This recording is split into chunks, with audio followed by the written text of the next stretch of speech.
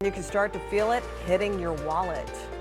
Well, welcome back, and thank you so much for sticking with 7 News Detroit this morning at 5:30. I'm Keenan Smith. I'm Alicia Smith, and today the Tigers are fighting for their lives in the playoff. Last night, instead of celebrating, Tigers fans left the ballpark frustrated. Yeah, we started with a 3-hour rain delay. Then the Tigers suffered a disappointing loss in Game 3 of the ALDS. In the beginning, the Tigers just couldn't find any offense. They only managed 4 hits on Seattle starter Logan Gilbert. He struck out 7 and allowed just 1 run in 6 innings of work. And the Tigers tried to rally in the ninth, where they scored 3 runs.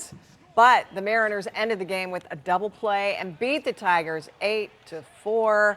The Mariners now have a 2-1 lead in the ALDS. Well, that disappointing game was a rough return to playoff baseball here in Detroit. But you know what? We're hearing from so many of you who say despite being on the brink of elimination, it's not over until it's over. We are ready for this. Absolutely. 7 News Detroit reporter Ryan Marshall joins us live from Comerica Park this morning. He's sharing the feeling of fans as this series has reached a crucial point. Ryan?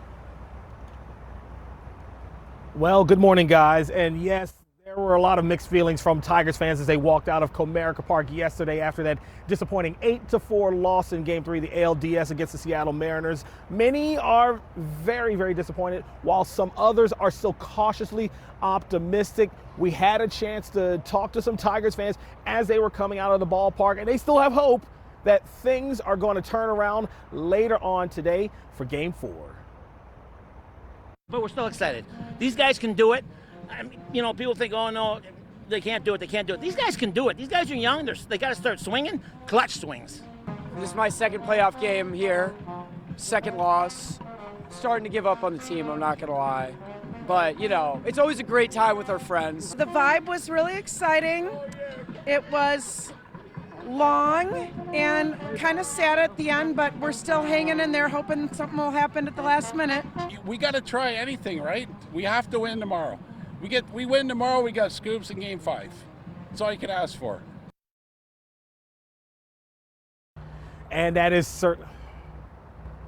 certainly all you can ask for. Hopefully we can get to that Game 5, but you got to get through Game 4 first.